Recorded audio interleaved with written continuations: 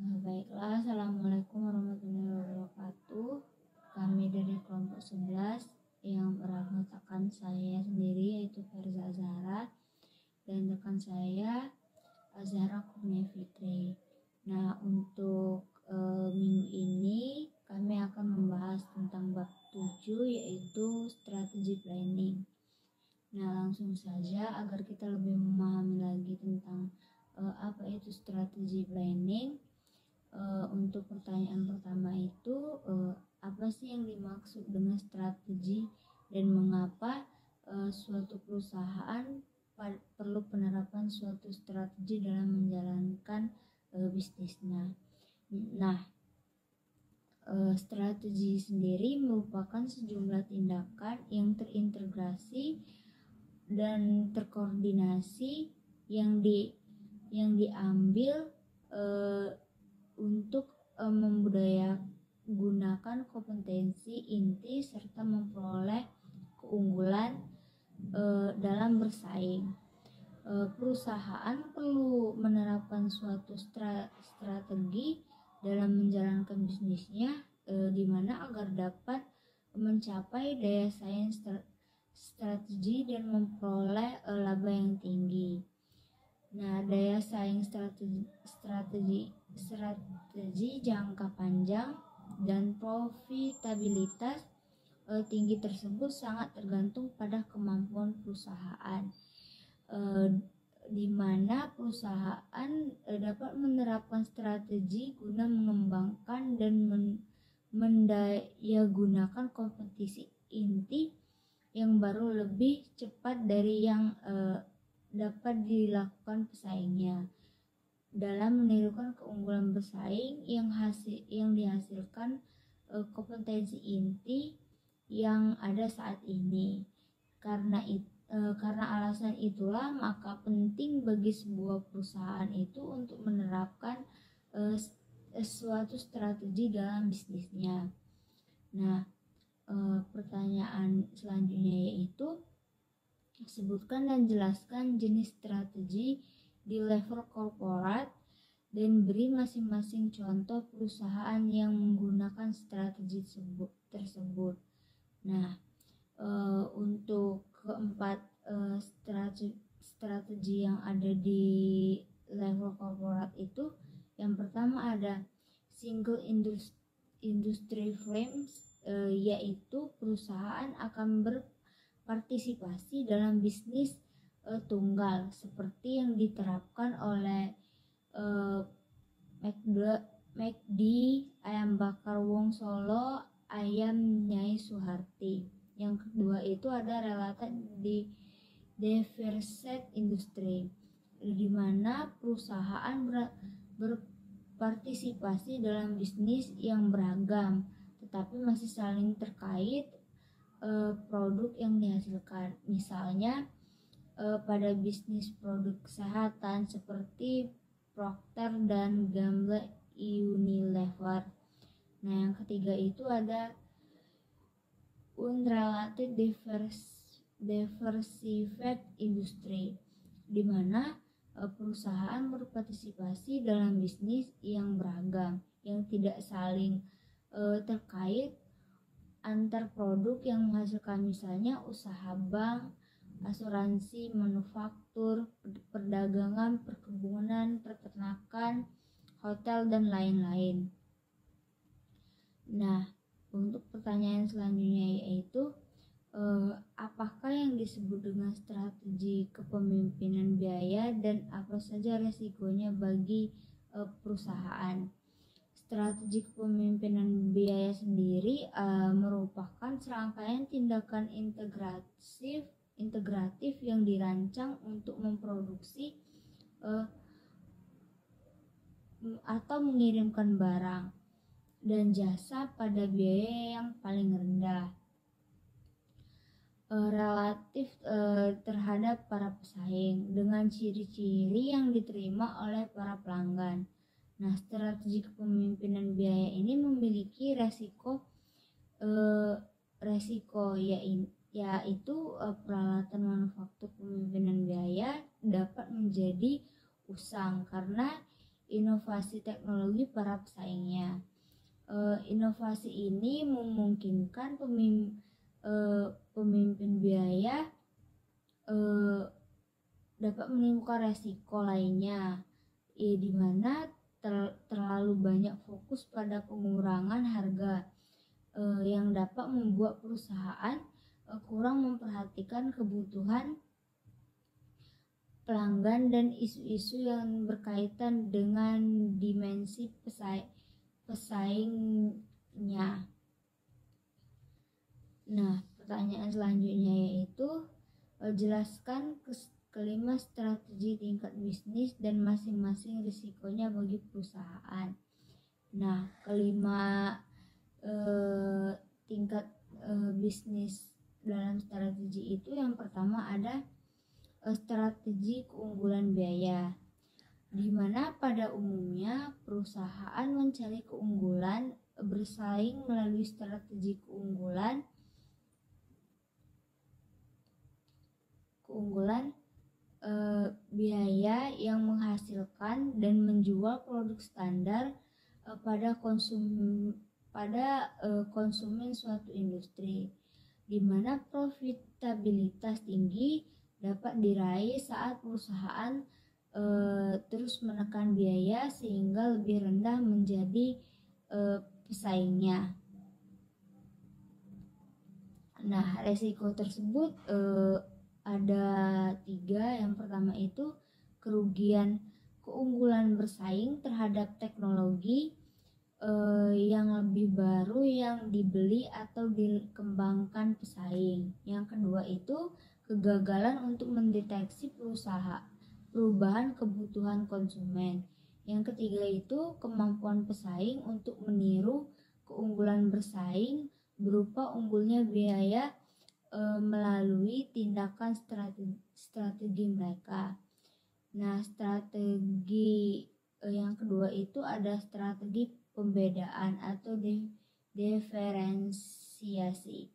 Nah, strategi perbedaan atau diferensiasi ini mengharuskan sebuah perusahaan menyediakan produk yang memiliki keunikan, ciri, dan karakteristik bagi konsumennya. Nah, karena itu keunikan produk tersebut yang dibedakan dijual dengan harga yang lebih tinggi, sehingga para pesaing tidak dapat menirukan produk tersebut dengan adanya keunikan atau keunggulan.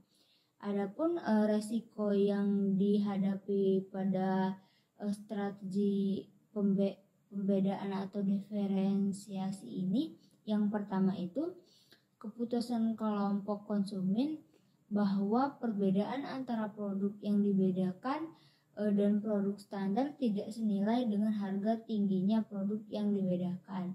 Yang kedua itu ketidakmampuan produk yang dibedakan untuk menciptakan jenis nilai yang mau dibayar oleh konsumen. Yang terakhir itu ada kemampuan pesaing untuk menjintiakan konsumen dengan produk yang memiliki fungsi yang mirip dengan produk dibedakan tetapi dengan biaya lebih rendah.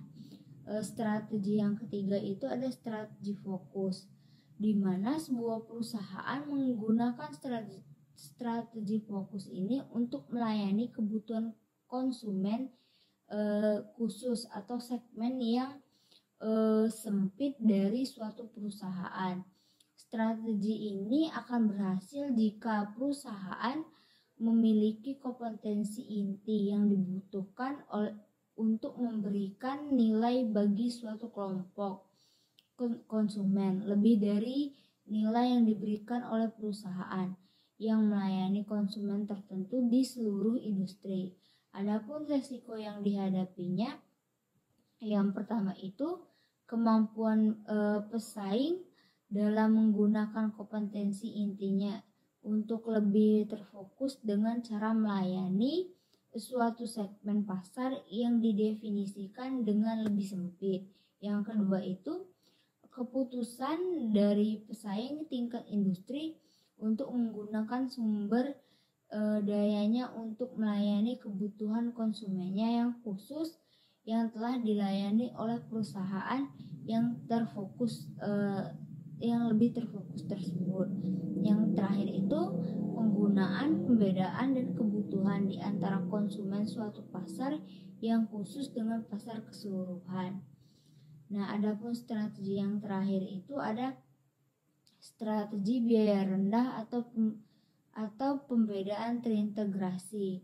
Perusahaan berusaha untuk melayani konsumen dengan produk dengan biaya relatif rendah, namun dengan karakteristik yang dibedakan.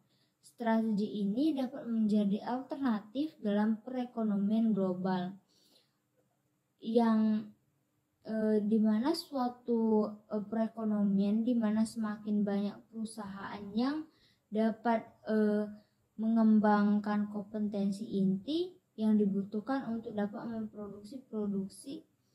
memproduksi produk yang beragam namun dengan biaya yang relatif rendah. Adapun resiko yang dihadapi pada tingkat strategi biaya rendah atau perbedaan terintegrasi ini adalah resiko utamanya perusahaan menawarkan produk yang tidak memberikan suatu nilai yang berarti baik-baik dalam hal biaya rendah atau perbedaan.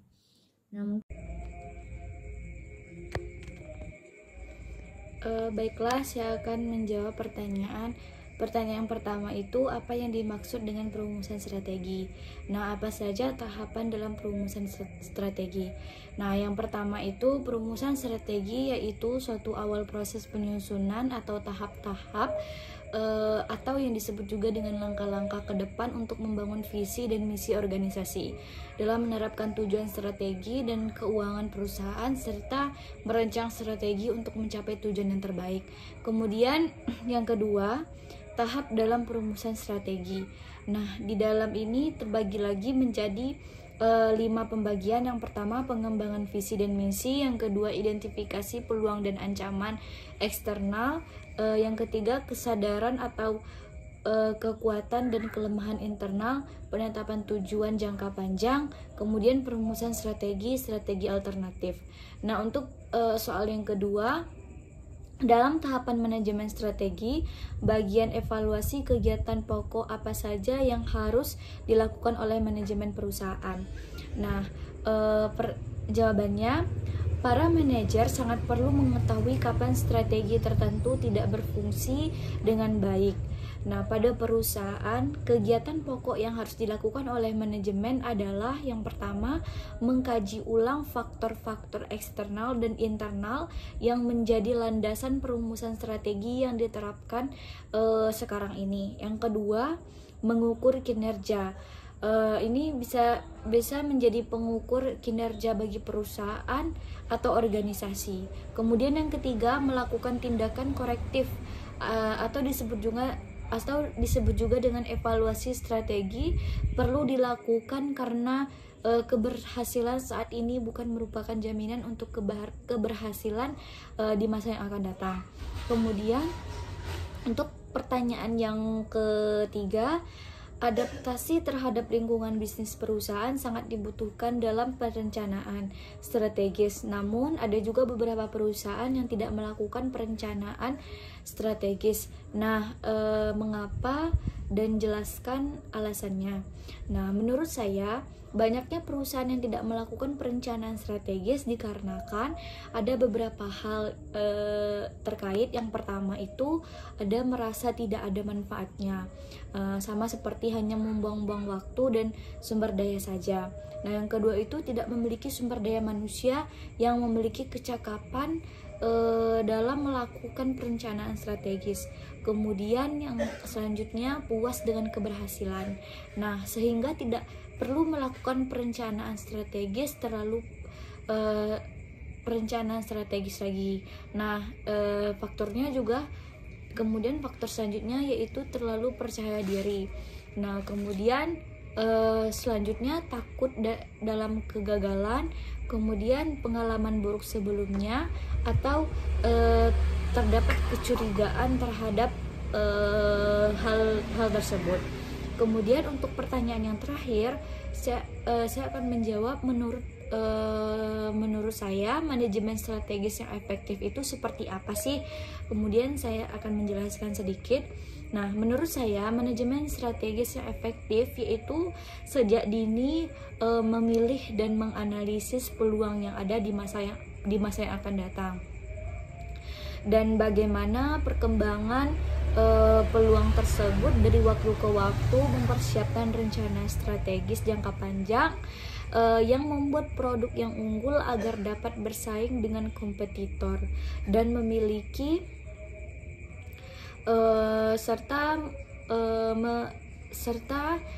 memilih atau memiliki pemasaran yang sedikit kompetitor. Nah, kemudian mengoptimalisasi biaya yang keluar, kemudian memikirkan resiko dan kegagalan atas rencana yang sudah dibuat, dan membuat opsi rencana yang lain. Ketika semua asumsi telah divalidasi dan diuji keakuratannya, serta keputusan yang dibuat dapat disajikan dengan fakta dan bukti yang jelas. Alokasi dan optimalkan sumber daya yang ada untuk mencapai hasil yang baik dalam bisnis ataupun dalam sebuah perusahaan. Nah, mungkin itu saja yang baiklah, hanya itu yang dapat kami sampaikan. Lebih kurang saya tadi telah menjawab beberapa pertanyaan. Kemudian dapat saya tarik kesimpulan pada hari ini, yaitu tentang materi strategic planning atau yang disebut juga dengan perencanaan strategik. Nah dalam perencanaan strategik itu secara umumnya adalah proses pemilihan tujuan organisasi atau penentuan strategi. Nah, kebijaksanaan dan program-program strategik yang diperlukan untuk tujuan tersebut, dan serta penetapan metode yang diperlukan untuk menjamin bahwa strategi yang dilakukan oleh setiap organisasi atau perusahaan, kebijaksanaannya telah diimplementasikan dengan baik. Nah, kemudian mengapa sih strategi planning itu sangat penting dalam sebuah organisasi atau perusahaan? Nah, pentingnya adanya perencanaan strategi itu adalah dimana untuk membantu manajer dalam pengambilan sebuah keputusan. Nah, dalam analisis hati-hati, perlunya ada perencanaan strategik yang dapat memberikan kepada para manajer itu lebih banyak informasi yang akurat yang mereka perlukan untuk dalam membuat keputusan atau dalam menentukan sebuah keputusan yang baik yang akan berguna di masa yang akan datang. Nah, hanya itu yang dapat saya sampaikan. Lebih kurangnya saya mohon maaf. Wassalamualaikum warahmatullahi wabarakatuh.